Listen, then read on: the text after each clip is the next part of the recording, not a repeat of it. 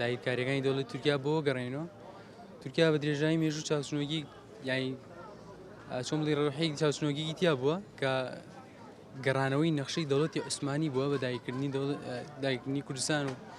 و کۆمەڵی ناوچەی تر کە کوردی نین و لەم کاتەیە ڕۆڵی شەقام و ڕۆڵی حزبە کوردیەکان و ڕۆڵی ئەو گروپ لایەنانە بەگشتی ئەوەیە کە یەکرز بن ناوێکتریا یەکدەنگ بن ناوێکتریا و هەوڵ بدەن شەقامی یەکگرتوو بن لەناو خۆیانە ماڵی کوردی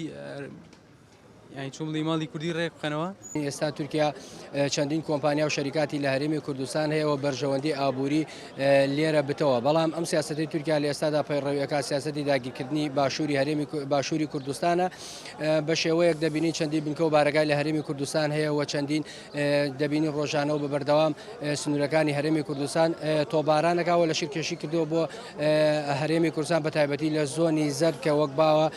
لەو سنوورێکە پارتی دەسەڵاتی هەیە ئەمەش بۆ خۆی پێشێلکردنی سەروەری خاکی عێراقا بەداخەوە نە پەرلەمانی کوردستان و نە حکوومەتی هەرێمی کوردستان هەتا ئێستا هەڵوێستێکی ڕوون و ئاشکرای ئەو تۆیان نییە کە بتوان ئەم هێزانە لە هەرێمی کوردستان دەرکەن و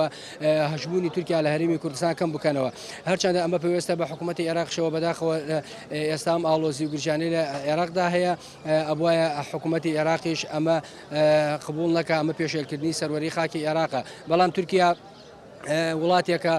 کە هەمیشە چاوی بڕووەتە خاکی هەرێمی کوردستان و لە ڕێگەی هەرێمی کوردستانەوە چەندی جار هێرش و پەلاماری کردووە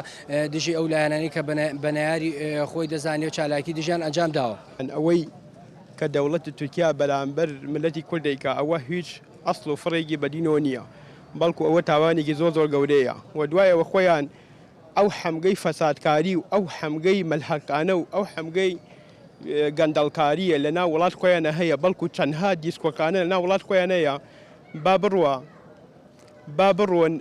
ئەو دیسکۆکانی خۆیانە ئەو فەسادکانەی خۆیانە کاتکە